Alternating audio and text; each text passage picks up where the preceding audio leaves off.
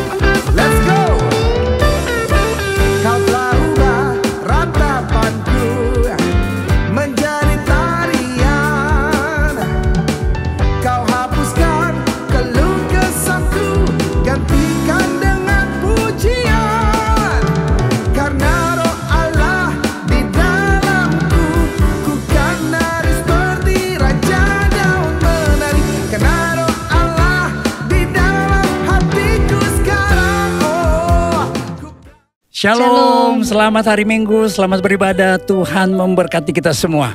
Puji Tuhan, senang sekali kami berdua dapat menyapa Bapak, Ibu, Saudara-saudari sekalian.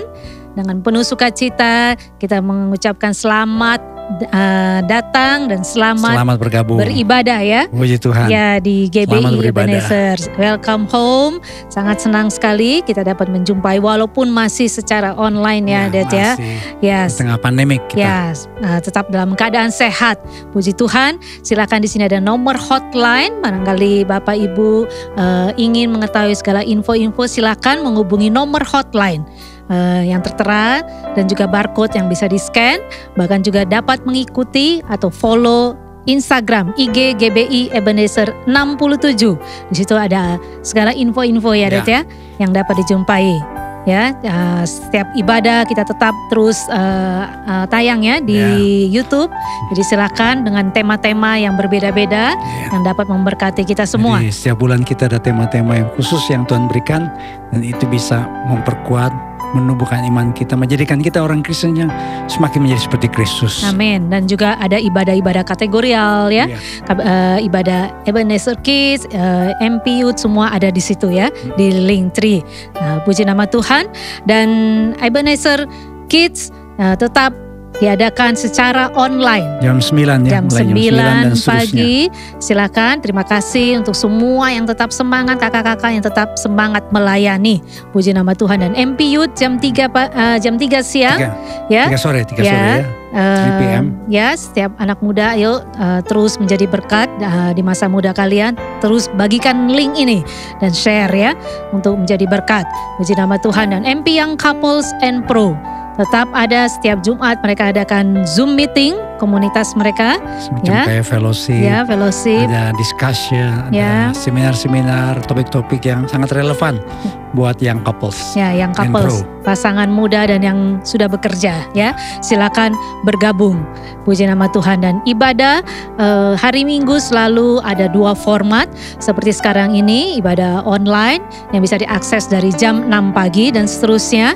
Dan jam 10 nanti juga ada live streaming onsite dan tetap terdaftar, terbatas ya.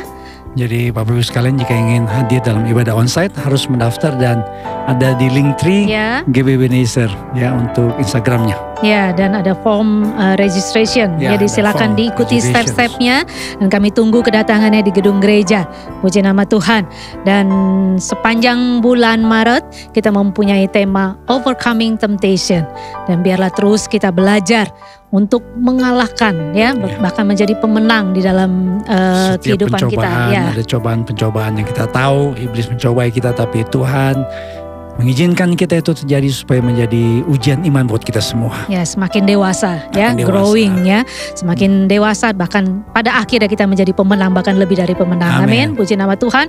Dan setiap hari Kamis kita tetap mengadakan prayer for miracle. Ya, di Zoom meeting Ya. jam 7 malam. Ya, jam 7 malam sangat-sangat memberkati kami berdua, ya. Jadi ada sharing, ya, kesaksian yang sangat sharing firman menguatkan, ya. Tuhan, dan kita doa bersama. Ya, jadi saling support. Jadi silakan kalau ada pokok-pokok doa yang ingin kita doakan, silakan isi formulir doa atau hubungi nomor hotline. Nanti kita akan doakan bersama di Prayer for Miracle. Jadi kita tunggu kedatangannya hari Kamis, Prayer for Miracle di Zoom meeting. Puji nama Tuhan. Jadi kita semua siap untuk beribadah pada hari ini. Amin. Puji nama Tuhan. Saya undang Bapak, Ibu, Saudara-saudari sekalian yang ada di rumah masing-masing ataupun dimanapun berada untuk bangkit berdiri. Mari kita berdiri bersama, siapkan hati kita untuk mengalami kehadiran Tuhan dimanapun Amin. sudah berada saat ini. Amin. Puji nama Tuhan. Mari kita satu dalam doa. Puji nama Tuhan, terima kasih Tuhan Yesus, terima kasih untuk kebaikan Tuhan, terima kasih untuk kasih-Mu yang selalu baru setiap pagi Engkau nyatakan buat kami. Bahkan terima kasih untuk sukacita, damai sejahtera Kasih yang selalu Engkau berikan buat kami. Bahkan Roh Kudus yang selalu ada dalam hati kami, yang selalu menerangi hati nurani kami Tuhan. Sehingga kami belajar untuk hidup selalu menyenangkan hati-Mu Tuhan. Terima kasih Bapa, saat ini kami siap untuk beribadah Tuhan Yesus. Kami mau meninggikan, mengagungkan kebesaran-Mu Tuhan, karena kebaikan Tuhan yang tidak pernah habis dalam kehidupan kami. Terima kasih Tuhan Yesus, Engkau berkati ibadah ini Tuhan dari awal, pertengahan hingga akhirnya Tuhan. Terima kasih Tuhan Yesus untuk juga Engkau memberkati kami semua yang mengikuti ibadah saat ini, baik secara online juga untuk tim pemusik yang sudah mempersiapkan semuanya Tuhan, untuk pemuji juga Tuhan Yesus. Engkau memberkati setiap pelayan Tuhan yang ada di Creative Ministry juga Tuhan Yesus yang Engkau memberkati. Bahkan hamba-Mu Tuhan Yesus yang Engkau persiapkan hari ini Tuhan untuk mengajar kami melalui firman-Mu Tuhan Yesus. Engkau berkati dengan urapan-Mu yang terbaru Tuhan Yesus. Sehingga kami percaya saat firman Tuhan diberitakan Tuhan Yesus, kami percaya Tuhan yang sakit oleh bilur-bilur-Mu disembuhkan dalam nama Yesus, yang lemah dikuatkan dalam nama Yesus, bahkan yang terikat dibebaskan di dalam nama Tuhan Yesus Kristus. Terima kasih Bapa, kami percaya Tuhan Engkau hadir saat kami beribadah dimanapun kami berada Tuhan. Kuasa-Mu Tuhan ada saat ini Tuhan. Terima kasih Tuhan Yesus, kami percaya hanya di dalam nama Tuhan Yesus Kristus kami berdoa dan mengucap syukur. Yang percaya bersama-sama saya katakan amin. Amin. Haleluya. Shalom Bapak Ibu Saudara. Kita mau merayakan sukacita yang dari Tuhan.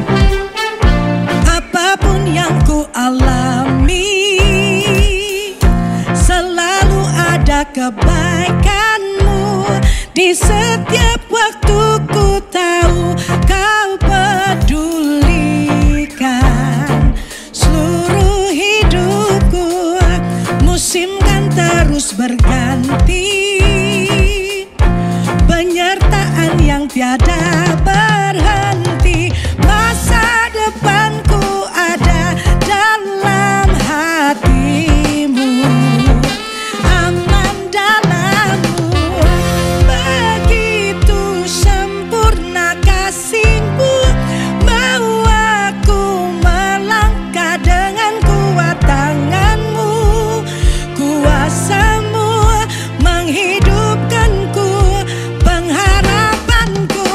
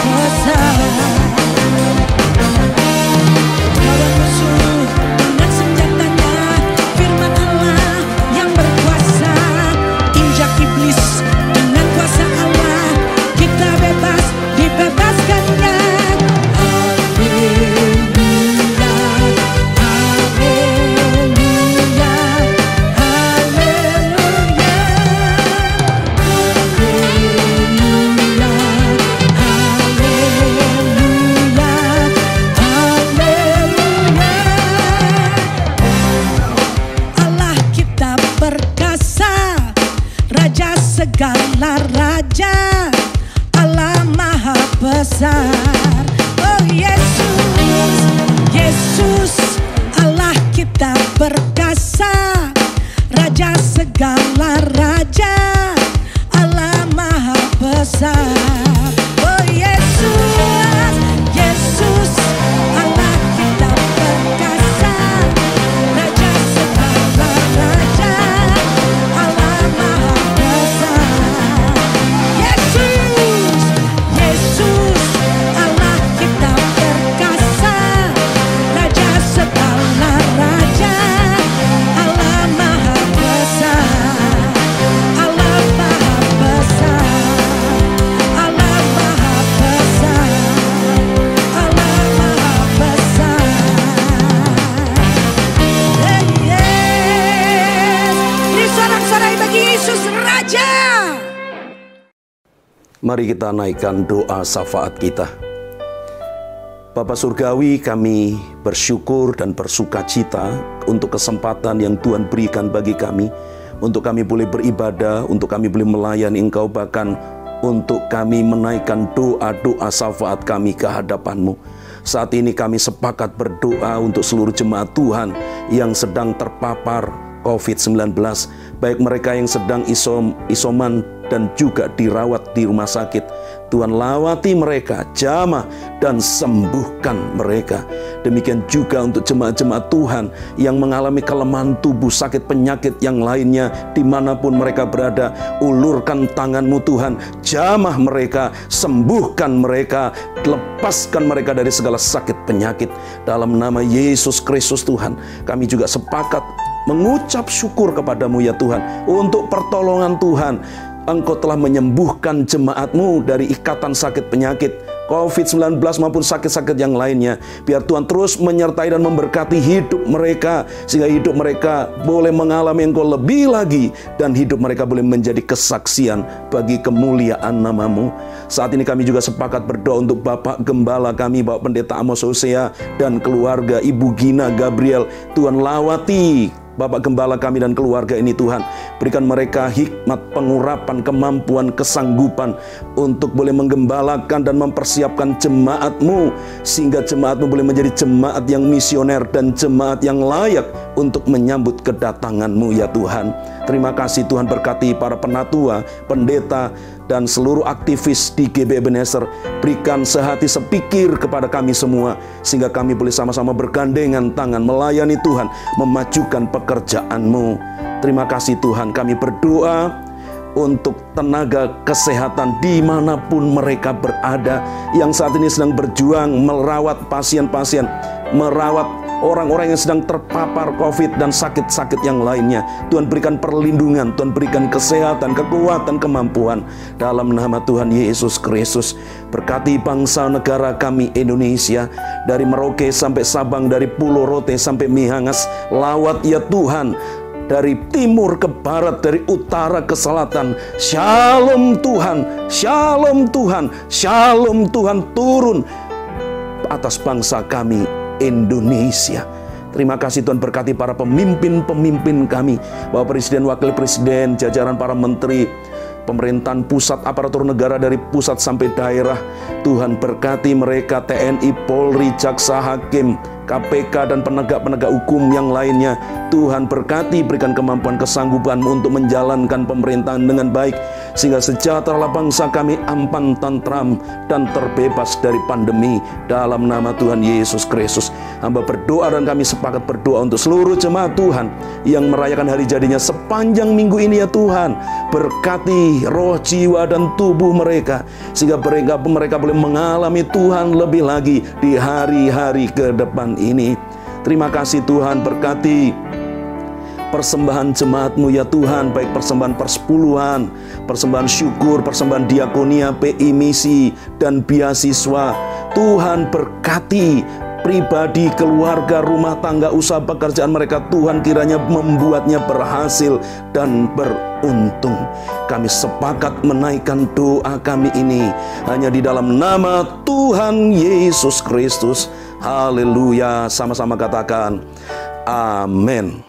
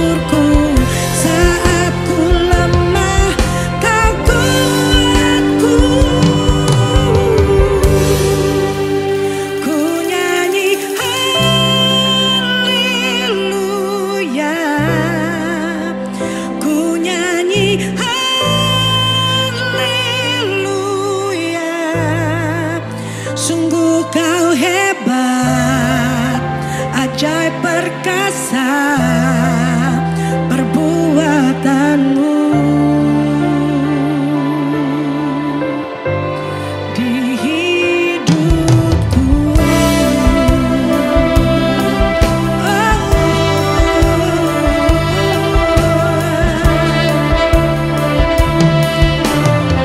Bapakku datang, Bapakku datang.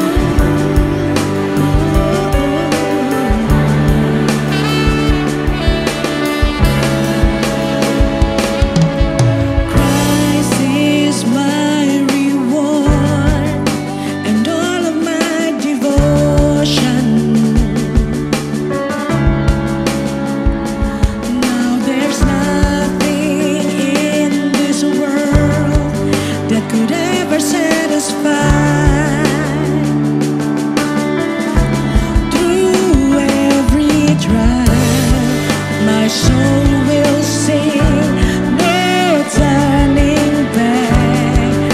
I've been set free. Oh, Christ is enough for me. Christ is enough for me. Everything I need is in you. Everything I need. Christ my all in all, the joy of my salvation. Oh, and His hope will never fail. Heaven is our home. Through every storm, my soul will sing. Jesus is here. To God be the glory. Christ is enough for me. Christ is enough for me. Everything I need is in you.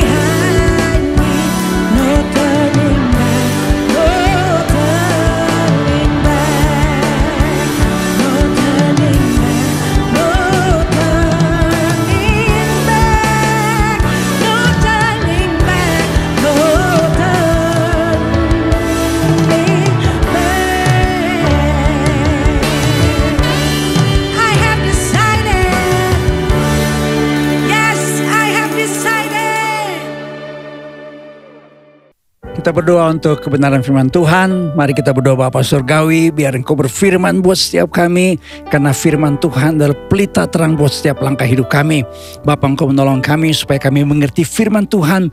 Membuka hati kami untuk firman-Mu karena Roh Kudus yang memberikan kami penerangan rohani. Jadikan hati kami seperti tanah yang subur, siap ditanami oleh kebenaran firman Tuhan, sehingga kami menjadi orang-orang percaya, menjadi anak-anak Tuhan yang berakar, bertumbuh dan berbuah dalam Kristus Yesus. Hidup kami adalah hidup yang muliakan nama Tuhan. Kami percaya firman Tuhan adalah kebenaran yang memberikan kami kemerdekaan, sehingga setiap kami yang lemah Tuhan kuatkan, kami yang sakit Tuhan sembuhkan, kami yang terikat Tuhan lepaskan, kami punya masalah kami percaya firman Tuhan menjadi pedoman, menjadi hikmat buat setiap kami, dan kami keluar menjadi pemenang, lebih dari pemenang. Dalam nama Tuhan Yesus kami siap diberkati oleh firman-Mu. Haleluya. Yang percaya katakan bersama dengan saya, amin. Puji Tuhan. Tuhan memberkati. Silakan duduk sekalian. Shalom. Kita masih bicara tentang bagaimana kita mengatasi yang namanya pencobaan, overcoming temptation.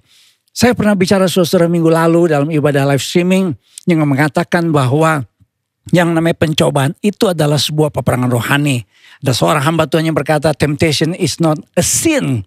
Memang yang namanya pencobaan itu bukan sebuah dosa. Kalau kita kalah atas pencobaan baru kita berdosa. It is a call to battle.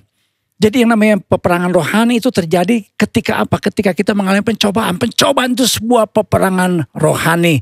Saya selalu membedakan antara yang namanya ujian dengan yang namanya pencobaan. Kalau ujian itu dari Allah, God uses tests to develop your faith, to make you stronger.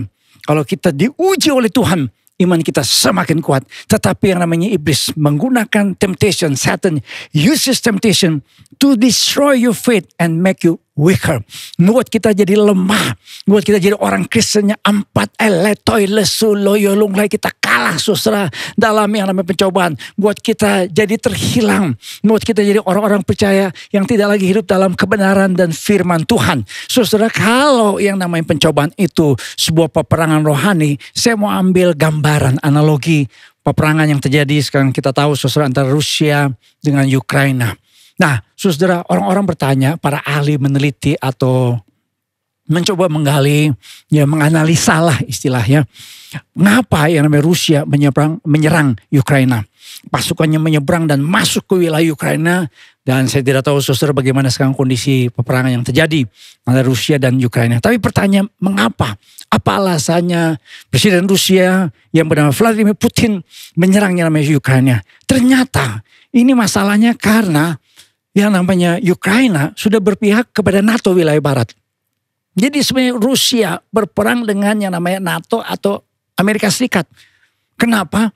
Karena yang namanya Ukraina sudah mulai membangun hubungan dan sudah mengajukan negaranya, ya Presiden Ukraina ini sudah datang dan ketemu, sudah lihat ini gambarnya, ketemu dengan pimpinan NATO untuk menjadi anggota NATO. Sedangkan kalau sudah lihat petanya, yang namanya Ukraina itu berbatasan dengan Rusia. Dan Rusia tidak mau wilayah Ukraina masuk wilayah NATO atau ikut perjanjian namanya NATO itu. Nanti apa kalau terjadi sesuatu ketegangan bahkan perang dengan Rusia, maka Rusia dengan mudah ditembus. Jadi saudara, kenapa Rusia menyerang Ukraina? Karena ini sebuah langkah strategi dari Vladimir Putin yang memang dikenal katanya ini presiden Rusia yang sangat tajam dalam strategi perangnya, sangat tajam dalam strategi berpikirnya. Dia dulu mantan KGB. Dia tahu kalau Ukraina bergabung dengan NATO ini berbahaya buat Rusia. Ini taktik perangnya, makanya dia langsung serang Ukraina. Dia tidak peduli dengan yang namanya seruan internasional. Dia tidak peduli dengan yang namanya sanksi ekonomi yang dia terima sebagai pemimpin di Rusia. Tetapi saudara, ini sebuah langkah strategi perang. Kalau yang namanya pencobaan itu sebuah peperangan rohani, maka kita harus tahu yang tipu muslihat dari si iblis. Di dalam Alkitab saudara, dalam Efesus pasal yang ke-6 kalau kita baca ayat yang ke-11. Kenakanlah seluruh perlengkapan senjata Allah supaya kamu dapat bertahan melawan tipu muslihat iblis. Kata tipu muslihat dari kata Yunani metodeia. Kata Yunani ini diterjemahkan metode. Jadi iblis punya metode, punya strategi, punya cara, punya methods. Kalau saudara mau menang atas yang namanya pencobaan, saudara harus mengetahui strategi dari si iblis, si pencoba itu. Kalau saudara jadi orang Kristen yang lugu, bukan lucu dan belagu, polos-polos saja, mudah ditipu, mudah disiasati oleh si iblis. Kita kalah terus dalam pencobaan. Kalau saudara percaya bahwa Tuhan telah memberikan kita hikmat berdasarkan firman Tuhan, maka kita percaya saudara, mau siasat si iblis seperti apapun juga, firman Tuhan akan menerangi hati dan pikiran kita. Dan kita menjadi orang-orang percaya yang menang di dalam pencobaan. Yang percaya katakan amin. Puji Tuhan. Saudara, bagaimana strategi iblis mencobai manusia? Saya menemukan dua hal. Yang pertama, strategi iblis adalah meragukan kebenaran Tuhan. Meragukan kebenaran firman Tuhan. Meragukan apa yang firman Tuhan katakan kepada manusia. Karena dalam Kejadian 3 yang keempat, si ular tua itu, si iblis, si pencoba itu berkata kepada perempuan itu, si Hawa, sekali-kali kamu tidak akan mati. Kalau kita baca ayat yang pertama, maka iblis sebenarnya mencobai dengan menggunakan firman Tuhan. Jadi dia berkata kepada si perempuan itu, kepada Hawa itu, tentulah Allah berfirman, semua pohon dalam taman ini jangan kau makan buahnya, bukan? Saudara, jadi iblis menggunakan firman Tuhan. Ada ungkapan yang berkata begini, the devil doesn't come dressed in a red cape and pointed horns. Iblis itu dia datang dengan yang namanya jubah merah dengan tanduk yang di kepala. Tidak. Ya biasanya kalau kita ngomong nih, kalau film-film horor ya, kalau saudara yang suka nonton film-film horor, ya film-film yang serem-serem itu ya kan, digambarkan yang namanya iblis ya, setan gitu ya, dalam bentuk yang serem-serem ya, rambutnya panjang, bajunya putih ya, punggungnya bolong, itu kuntilanak gitu ya, nggak kayak anak kecil yang katanya masuk ke rumah ngambil duit, itu jin katanya, macam-macam digambarkan, suatu yang menyeramkan. Tetapi saudara, ada yang berkata bahwa iblis sudah nggak seperti itu lagi. Dia seringkali menyamar sebagai malaikat terang. Dia datang dengan cara apa? Dia tahu yang namanya wish-nya dari manusia. Bahkan kalau kita baca pencobaan pertama di Taman Eden, iblis mencobai Hawa dengan menggunakan firman Tuhan. Bahkan ini cuma sebuah strategi yang sama dilakukan ketika mencobai Yesus di padang gurun. Dalam Matius pasal yang keempat ayat 5 dikatakan kemudian iblis membawanya ke kota suci dan menempatkan Yesus di bubungan bait Allah, lalu berkata kepada Yesus, jika engkau anak Allah jatuhkanlah dirimu ke bawah, sebab ada tertulis, it is written. Dia mengutip firman Tuhan dalam Mazmur 91. Sebab ada tertulis mengenai engkau, ia akan memberitakan malaikat-malaikatnya dan mereka akan menatang engkau di atas tangannya supaya kakimu jangan terantuk kepada batu. Jadi dia pakai firman Tuhan. Jadi iblis ini pakai yang namanya kebenaran firman Tuhan untuk apa? Untuk menjebak si Hawa dan juga untuk mencoba Yesus. Caranya gimana? Meragukan kebenaran firman Tuhan. Dengan berkata kepada si Hawa, sekali-kali kamu tidak akan mati. Ingat baik-baik, iblis adalah bapa segala dusta. Satu kali ada orang main judi. Ketika dia main judi, yang pasang taruhan, tiba-tiba ada suara yang berkata, nomor 8, nomor 8, nomor 8. Dia kaget, itu suara dari mana? Langsung dia pasang nomor 8. Betul. Pas diputer tuh rolet, keluar nomor 8. Waduh, dia senang. Kenapa? Menang judi kan? Puter lagi rolet. Dia pasang lagi, ada suara lagi. Nomor 8, nomor 8, nomor 8. Waduh, engkau nomor 8 lagi. Masa sih nomor 8 lagi yang keluar? Tapi dia berkata dalam hati, kalau tadi nomor 8 keluar, masa sekarang gak keluar lagi? Dia pasang lagi nomor 8. Benar lu keluar nomor 8. Waduh, tambah semangat lagi, tambah excited lagi.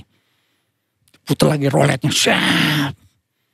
Ketika dia pasang lagi taruhan, dia dengar suara nomor 8. Nomor 8, nomor 8. Waduh, yang pertama tadi keluar nomor 8, saya untung. Yang kedua nomor 8, saya untung. Dia taruh semua taruhannya. Taruh semua yang dia punya. Dia taruh di nomor 8.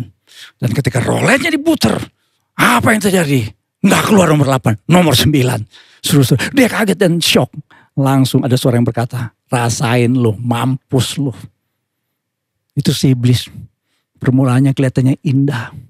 kelihatannya benar, pakai ayat-ayat Alkitab, pakai namanya kebenaran firman Tuhan.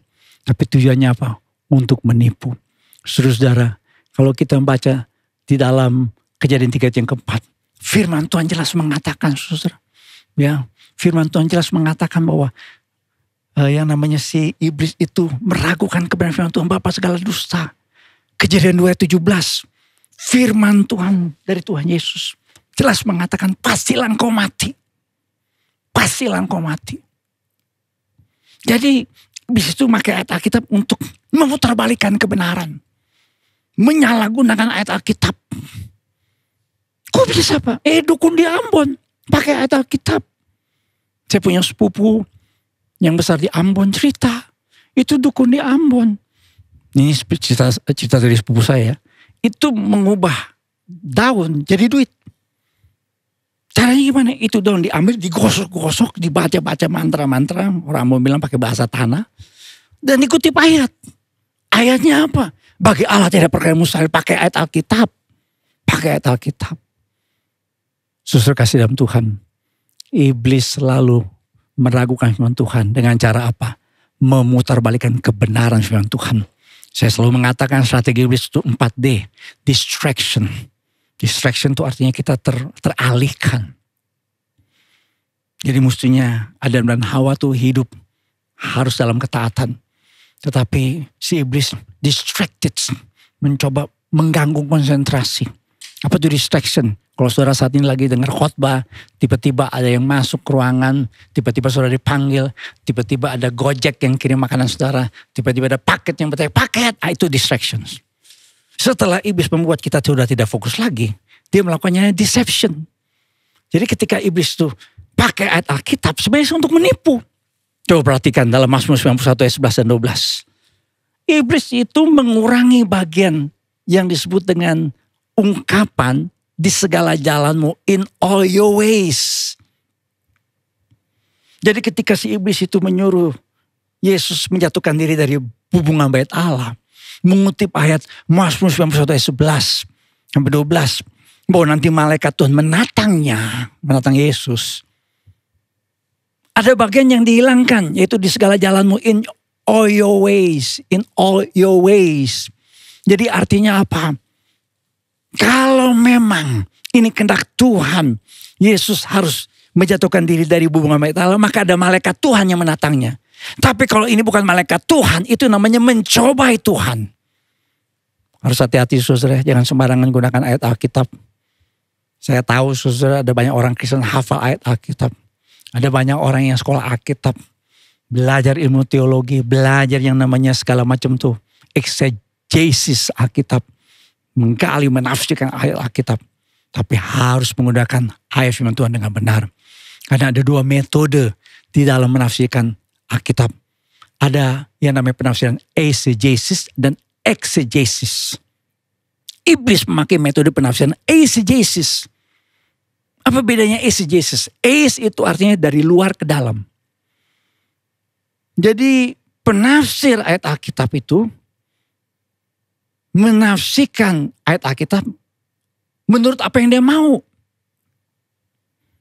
Tapi exegesis, keluar dari, dia menafsirkan Alkitab berdasarkan apa yang Tuhan kehendaki. Jadi beda. Saya berkali-kali kasih contoh saudara. Ya, gereja lesbian, gereja LGBT pakai ayat Alkitab. Gereja setan juga pakai ayat Alkitab. Gereja-gereja yang ngaco-ngaco itu, yang dalam tanda petik ngakunya gereja padahal semua bukan gereja, juga pakai ayat Alkitab. Tetapi pakai ayat Alkitabnya adalah apa? Eisegesis, seperti iblis.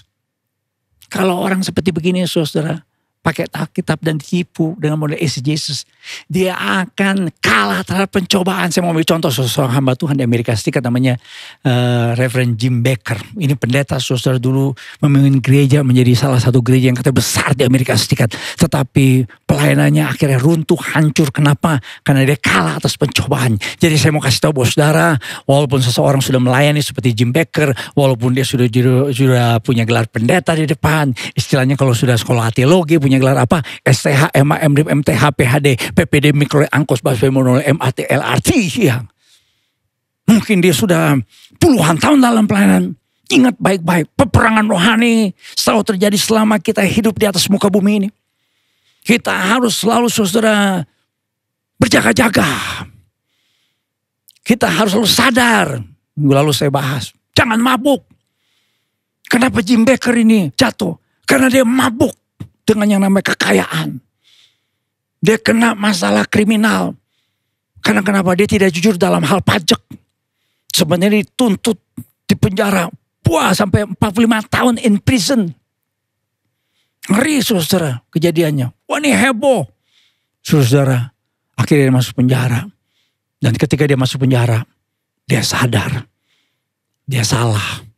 Dia tulis buku berjudul I Was Wrong. Saya dulu dikasih saudara oleh seorang jemaat yang pergi ke Amerika. Dia beli ini buku, kasih sama saya. Saya sumbangkan buku ini ke perpustakaan di SCTBI Petamburan, Seminari Bethel. Saudara, Jim Baker ngakuin. Kenapa? Karena dia memakai ayat Alkitab itu seperti iblis. Menyalahgunakan, memutarbalikkan kebenaran. Metode eisegesis. Dia memakai ayat Yohanes 10 ayat 10. Yang pengajarannya mengatakan, di masa lalu saya menggunakan ayat ini Yohanes 10 ayat 10 di mana Yesus berkata, aku datang supaya kamu memiliki hidup dan memilikinya dalam segala kelimpahan. Yang membuatnya terdengar seolah-olah ini kehendak Tuhan untuk membuat orang kaya. Dan jika salah satu dari jemaatnya miskin, itu katanya kurang iman.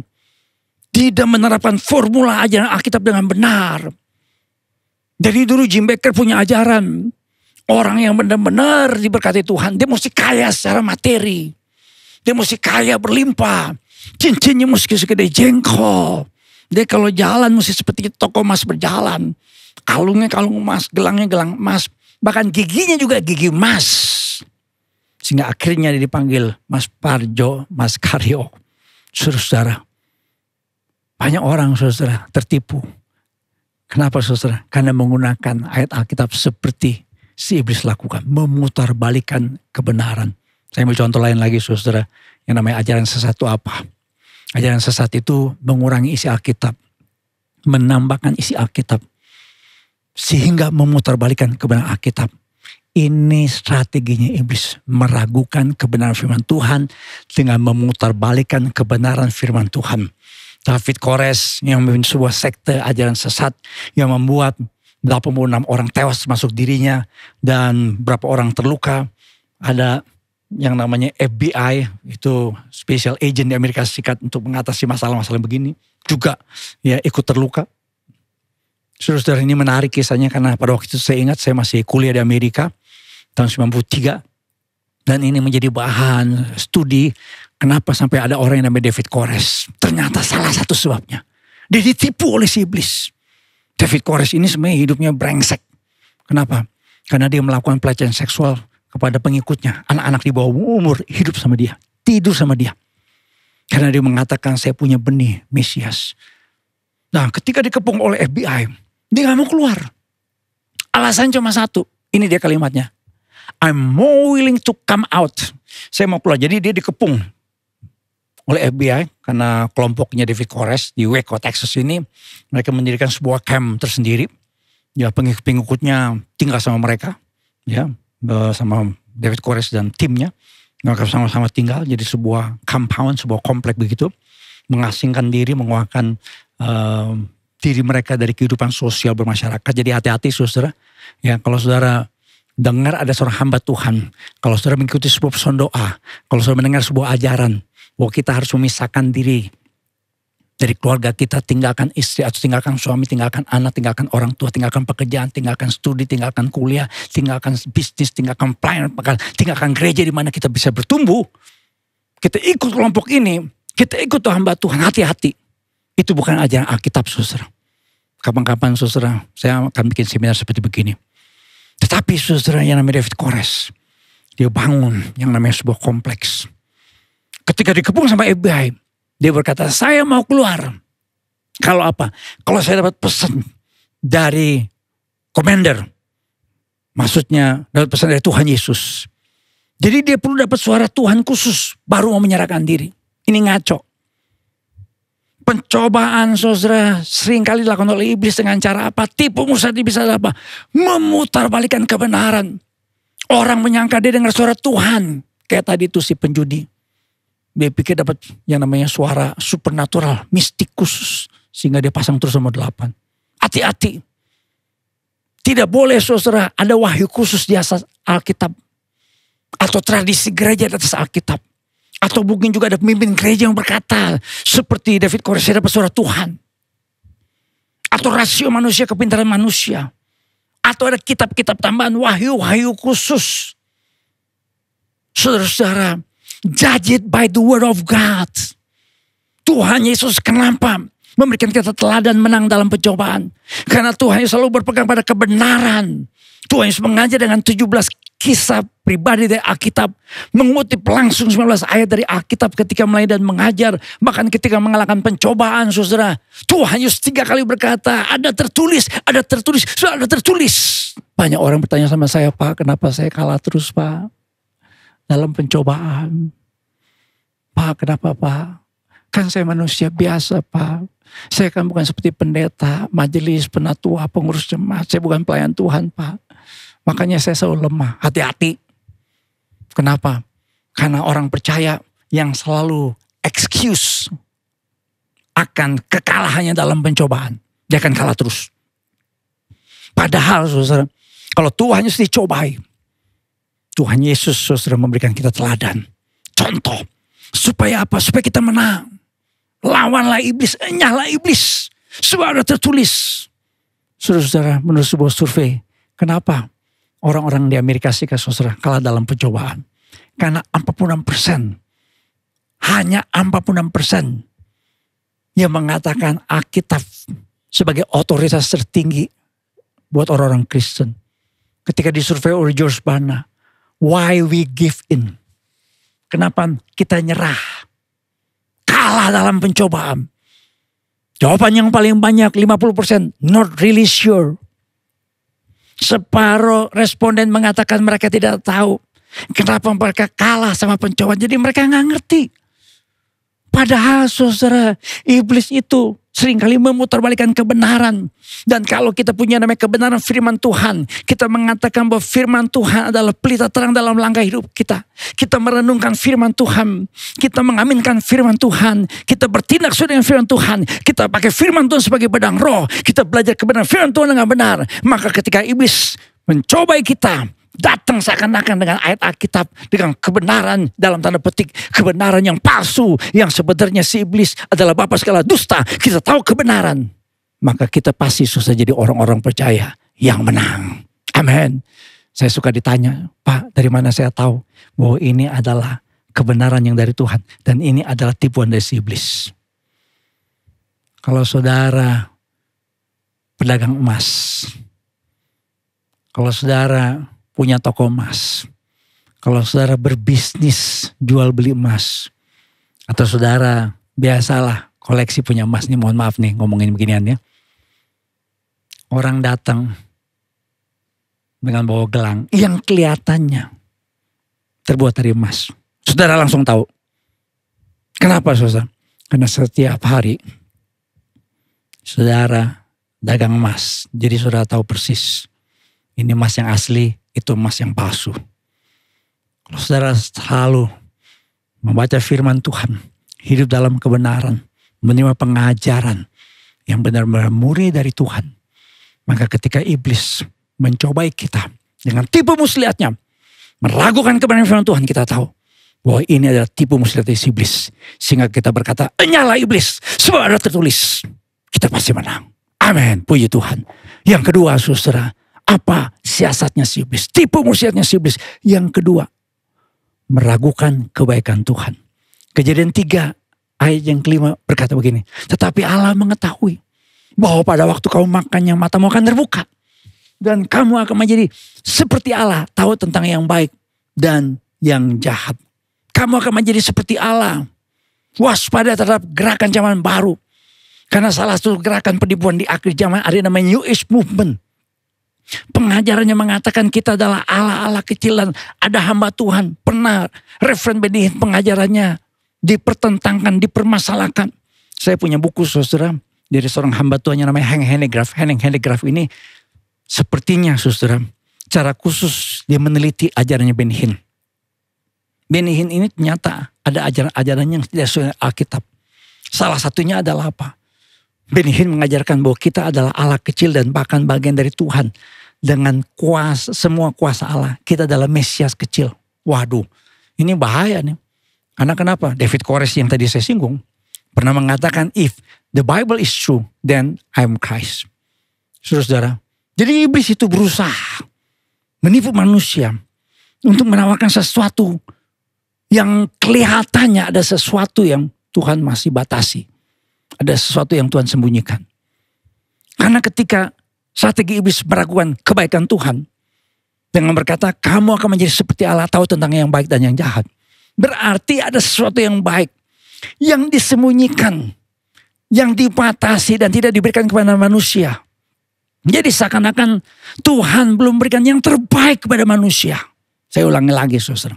Seakan-akan dengan kalimat ini, si iblis mau mengatakan ada hal yang terbaik, ada hal yang indah yang tidak diberikan kepada manusia, meragukan kebaikan Tuhan.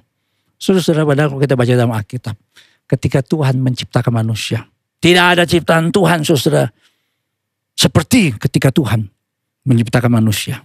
Karena berfirmanlah Allah, baiklah kita menjadikan manusia menurut gambar dan rupa kita. Manusia berbeda dengan makhluk yang lain. Paling tinggi derajatnya, menjadi mitra kerja Allah. Tak memiliki hubungan dengan Allah. Dan yang namanya manusia itu memiliki otoritas melebihi seluruh ciptaan Tuhan yang lain. Itu berarti saudara, Tuhan sungguh amat baik, itu faktanya. Dan banyak orang Kristen saudara tertipu dengan tipuan si iblis. Ketika apa? Ketika kita lahir dalam keadaan yang kurang sempurna. Salah satu masalah terbesar kita adalah apa saudara? Ya, krisis percaya diri. Ya, kapan-kapan nanti kita mesti bahas saudara tema khusus tentang self image, tentang gambar diri. Ketika manusia jatuh dalam dosa, kita jadi orang yang kagak pede. Ya, contohnya saudara, ya saya aja gitu ya. Saya punya jari tengah, kalau sudah lihat nih agak pendek. Karena dulu waktu masih kecil kejepit. Ya, ada sepupu saya datang ke rumah saya. Saya ingat saya masih kecil, gak ingat banget.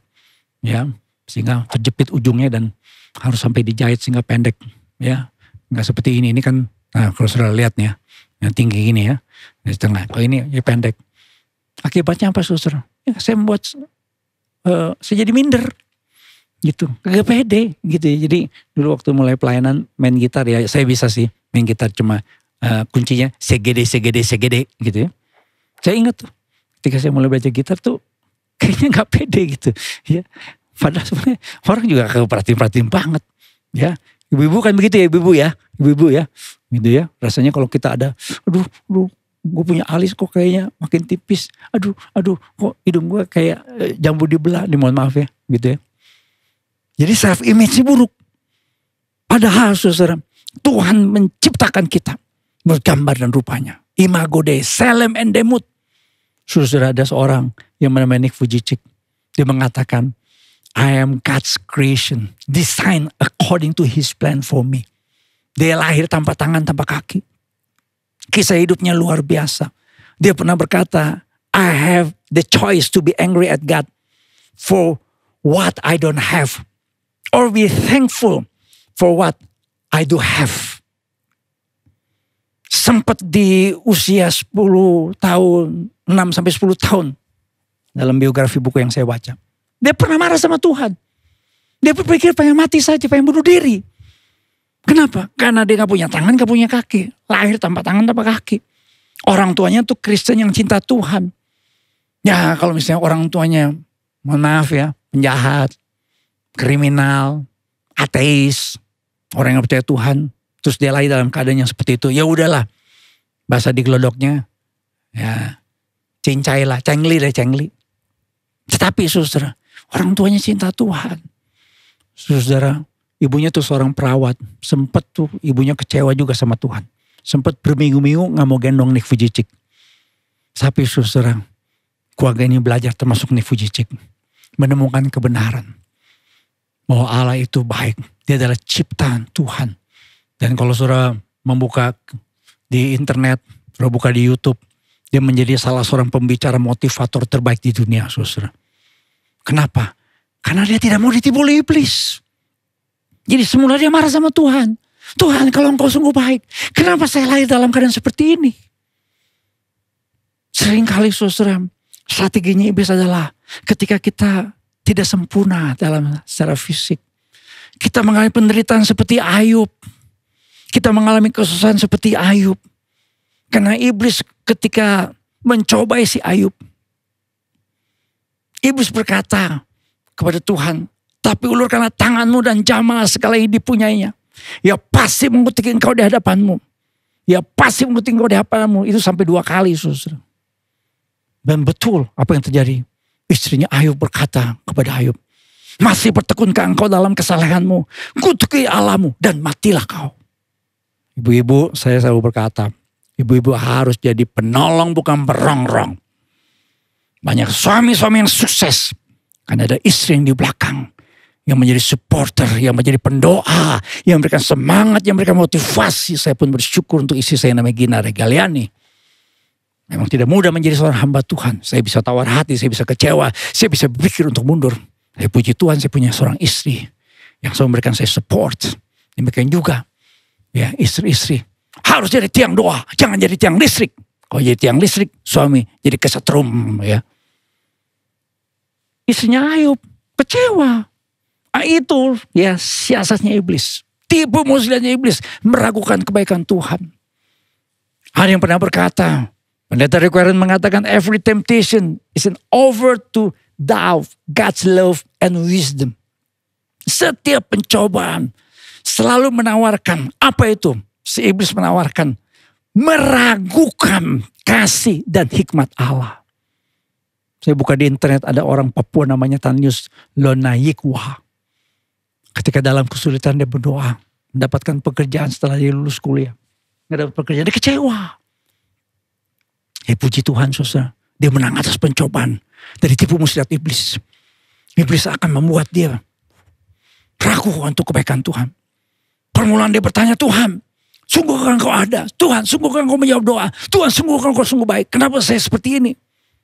Dia kecewa, tetapi puji Tuhan. Ditopang oleh sekelompok doa. Dan akhirnya saudara, dia belajar untuk berkata Tuhan itu baik. Singkat cerita saudara, Tuhan memberikan pekerjaan yang terbaik buat dia. Jim Baker yang tadi saya singgung saudara, ketika dia masuk penjara. Karena sebenarnya dia melakukan kesalahan. Tapi dia dasar orang kan, kalau salah, berbuat salah, gak mau ngaku bahwa dia salah. Dia berkata, when I first went to prison, I was even questioning, where God, where are you? Tuhan, di manakah engkau? Kok saya seperti ini? Saya hambamu. Saudara-saudara, saya selalu mengatakan respon kita menentukan hasil. Setiap kali ada pencobaan, setiap kali ada tantangan, setiap kali ada kesulitan, setiap kali sakit penyakit, responlah yang menentukan hasil. Saudara ikuti saya, responlah yang menentukan hasil. Ayub ketika mengalami penderitaan, hartanya ludes, anak-anaknya tewas, dia kena penyakit. Responnya Ayub adalah apa? Terpujilah nama Tuhan. Tuhan yang memberi, Tuhan yang mengambil. Terpujilah nama Tuhan. Dan kita mengatakan Ayub tidak berbuat dosa. Saudara-saudara, respon seperti ini harus kita miliki. Kenapa? Karena kalau kita mengakui kebaikan Tuhan, iblis tidak punya tempat berpijak dalam kehidupan kita. Dan Tuhan sungguh baik. Saya membedakan yang namanya ujian dengan pencobaan kan. Kalau pencobaan dari si iblis yang buat kita jadi lemah. Buat kita jadi berdosa. Buat iman kita tidak bertumbuh. Tetapi Tuhan menguji kita. Dalam sebuah peristiwa yang dialami oleh Ayub. Memang iblis mencobai. Tapi Tuhan menguji Ayub. Dan apa yang terjadi? The Lord restored his fortunes. And gave him twice as much as he had before. Tuhan memulihkan keadaannya Ayub 2 kali lipat yang sebelumnya. Saya tidak bicara saudara, bicara materi di sini. Saya bicara bahwa Tuhan itu sungguh amat baik. Dari kitab Ayub kita mempelajari saudara, tipuannya si iblis adalah apa? Penderitaan bisa membuat orang mengatakan Tuhan tidak baik. Itu tipuannya iblis. Ketika saudara kita melakukan kebaikan Tuhan, kita ditipu oleh si iblis. Tapi kalau kita berkata seperti Ayub, terpujilah nama Tuhan. Dan pada akhirnya Ayub pun juga mengakui bahwa hikmat Tuhan sungguh amat luar biasa. Sehingga Ayub belajar untuk bertumbuh. Sehingga dia berkata, sekarang mataku sendiri memandang engkau. Saudara, Ayub sedang belajar meyakini kebaikan Tuhan. Dan itu saudara, sebuah kebenaran yang harus kita percayai. Saya selalu mengatakan ketika orang percaya menderita, jangan bertanya why. Jangan cross why. Jangan bertanya mengapa saya menderita ya Tuhan. Nanti iblis akan mulai mengatakan Tuhan gak baik. Lihat tuh. Kamu rajin ke gereja. Kamu rajin ikut pesan doa. Kamu rajin berdoa. Kamu rajin ikut ibadah online. Lihat tuh kamu gitu-gitu aja. Lihat tuh teman kamu. Lihat tuh saudara kamu tuh. Lihatin tuh tetangga kamu.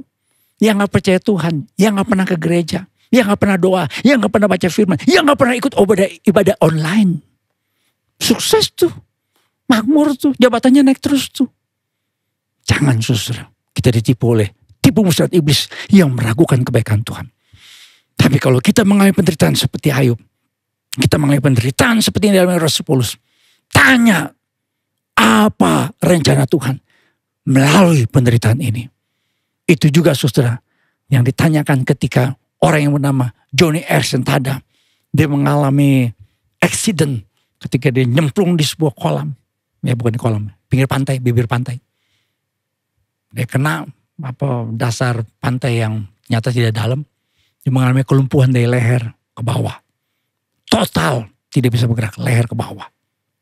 Lumpuh dari leher ke bawah. Semula dia kecewa. Karena dia adalah orang Kristen, orang yang percaya Tuhan. Sempat meragukan kebaikan Tuhan. Tetapi saudara, dia rubah pertanyaannya. Dari why jadi what. Tuhan, apa rencanamu di balik penderitaan ini? Dia dapat jawabannya. Dia berkata begini, suffering provides the gym equipment. Penderitaan itu menyediakan perlengkapan nge-gym olahraga. On which my faith can be exercised. Di mana iman saya bisa dilatih dan bertumbuh.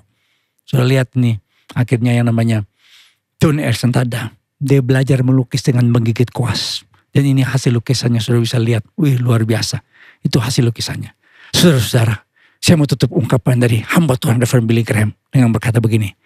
Even if we may not always understand why God allows certain things to happen to us.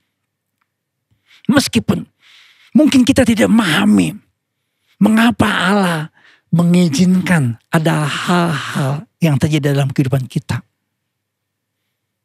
Mungkin ada yang berkata, Pak, kenapa? Orang yang saya kasih Tuhan panggil di usia muda. Ada anak remaja yang bertanya, kenapa orang tua saya yang cinta Tuhan dipanggil Tuhan? Kenapa ada yang berkata, Pak, saya sudah bekerja jujur. Kok saya akhirnya, Pak, saya di PHK. Kenapa, Pak?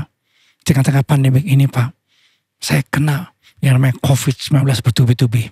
Jawabannya adalah, karena saudara gak prokes gitu ya. Saudara, kadang-kadang kita tidak memahami why God allows certain things to happen to us. Lanjut Billy Graham berkata, we can know He's able to bring good out of evil and triumph out of suffering. Tapi kita harus tahu bahwa Allah bisa membawa kebaikan dari hal-hal yang buruk, yang jahat. Dan kemenangan dari penderitaan. Kalau kita punya keyakinan, Tuhan yang kita sembah Tuhan sungguh amat baik. Dia punya rancangan buat kita. Bukan rancangan kecelakaan, tapi rancangan yang mendatangkan damai sejahtera. Di dalam Yesus Kristus kita mengalami kebaikan yang luar biasa. Karena kita ditebus, kita diselamatkan. Walaupun sekarang kita harus menghadapi berbagai macam tantangan, kesulitan. Ada pencobaan dari si iblis dan Tuhan mengizinkan adanya ujian iman dalam kehidupan kita. Tuhan mau supaya kita jadi pemenang. Dan untuk jadi pemenang, dua hal yang harus kita tahu. Jangan sampai ditipu oleh iblis dengan tipu muslihatnya ketika mencobai kita dengan meragukan kebenaran firman Tuhan. Peganglah firman Tuhan, percayalah akan firman Tuhan, selalu hidup dalam firman Tuhan, merenungkan firman Tuhan, melakukan firman Tuhan, hidupi kebenaran itu, maka saudara tidak akan ditipu oleh tipu muslihat iblis. Yang kedua, apapun yang terjadi dalam hidup saudara. Yang kedua, selalu berkata, Tuhan, Engkau sungguh baik. Saya tidak tahu keadaan saudara, tapi katakan selalu dengan iman, dengan hati yang paling tulus. Tuhan, Engkau sungguh baik dalam kehidupanku. Sampai selama-lamanya, Engkau sungguh amat baik. Yang percaya katakan amin. Puji Tuhan, berikan kemuliaan buat Tuhan kita. Haleluya. Mari saudara kita berdiri bersama. Kita bersyukur untuk kasih setia Tuhan yang begitu luar biasa buat setiap kita. Terima kasih Tuhan. Kami percaya apapun yang kami alami pada saat ini. Mungkin jemaat Tuhan saat ini sedang mengikuti ibadah dalam keadaan sakit. Ada jemaat Tuhan yang saat ini sedang mengalami kesulitan dalam rumah tangganya, keuangan, pekerjaan, usaha bisnis yang bermasalah. Mungkin juga ada di antara kami yang sedang mengalami kekecewaan, dikecewakan oleh seseorang. Tuhan, ajar kami Tuhan untuk berpegang pada firman Tuhan. Mempercayakan janji Tuhan. Mengaminkan firman Tuhan. Berpegang pada apa yang Tuhan katakan buat setiap kami melalui firman-Mu. Jadikan kami Tuhan, orang-orang percaya yang selalu merenungkan firman Tuhan. Menghidupi firman Tuhan dalam kehidupan kami sehari-hari. Dan selalu menjadikan firman Tuhan menjadi pelita, menjadi pedoman, menjadi terang buat setiap langkah hidup kami. Tuhan, ajar kami Tuhan untuk mempercayai kebaikan Tuhan. Kalau ada di antara kami yang saat ini sedang mengalami penderitaan, kesulitan, himpitan, bahkan sakit penyakit, biarlah kami berkata dengan iman, Tuhan Engkau sungguh amat baik. Tuhan Engkau sungguh amat baik. Tuhan Engkau sungguh amat baik. Terima kasih Tuhan, terima kasih Bapa untuk kebenaran firman Tuhan. Terima kasih untuk ibadah. Tuhan telah pimpin dari awal, pertengahan pada akhirnya. Kami akan mengakhiri ibadah ini Tuhan. Mohon berkat khusus dari Bapa di sorga. Mari saudara, kita angkat tangan kita bersama sebagai tanda komitmen iman kita untuk berpegang pada kebenaran firman Tuhan. Dan selalu percaya bahwa Allah sungguh baik dalam kehidupan kami. Aminkan kalimat-kalimat berkat ini supaya digenapi dalam kehidupan saudara. Diberkatilah keluarga saudara. Diberkatilah usaha pekerjaan saudara. Diberkatilah pertumbuhan iman saudara. Diberkatilah kesehatan saudara. Dan diberkatilah masa depan hidup saudara. Saudara kasih dalam Tuhan. Terimalah berkat Tuhan, kasih karunia dari Tuhan Yesus Kristus. Kasih Allah Bapa, persekutuan, pimpinan, pengurapan, dan kepenuhan Roh Kudus menyertai saudara-saudara sekalian dari sekarang sampai selama-lamanya. Haleluya. Yang percaya katakan bersama dengan saya. Amin, amin, amin. Berikan kemuliaan buat Tuhan kita. Puji Tuhan, puji Tuhan. Puji Tuhan, kita telah mendengar firman Tuhan bahwa di dalam tipu muslihat iblis, iblis selalu berusaha membuat kita tidak mempercayai firman Tuhan, memutarbalikkan kebenaran firman Tuhan, dan membuat kita meragukan kebaikan Tuhan. Jadilah orang-orang percaya yang meyakini akan firman Tuhan dan kebaikan Tuhan yang selalu ada dalam kehidupan kita. Apapun yang terjadi dalam hidup kita. Ya, amin. Puji nama Tuhan. Kita terus pegang firman Tuhan. Amen. Karena firman Tuhan itu yang memampukan kita untuk terus dapat melawan segala macam tipu muslihat iblis. Amen. Ya. Seperti pada saat Tuhan Yesus dicobai akan dilawan dengan it is written. It is written. Ya, it is written. Ada tertulis, ada tertulis, ada tertulis. Ya, jadi biar kita terus pegang firman Tuhan sehingga iman kita terus bertumbuh dan bertumbuh. Amin. Kita jadi pemenang, bahkan lebih dari pemenang. Amen. Puji nama Tuhan. Dan tetap selalu kita mengingatkan untuk prokes 6M. Jadi memakai masker, mencuci tangan, menjaga jarak, kita menjauhi kerumunan, mengurangi mobilitas, meningkatkan imun dan iman kita. Haleluya. Puji nama Tuhan. Sepanjang minggu ini terus hidupi firman Tuhan. Kita percaya walaupun ada pencobaan, tapi kita dapat mengalahkan pencobaan itu karena firman Tuhan yang ada dalam diri kita. Amin. Puji nama Tuhan. Stay healthy and God bless you all. Selamat hari Minggu. Tuhan memberkati.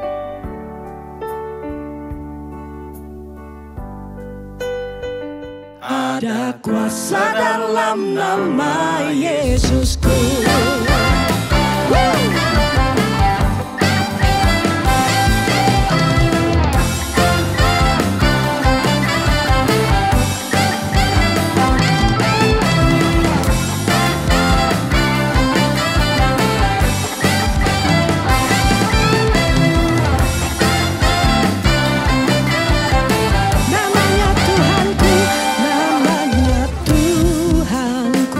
Menara yang teguh.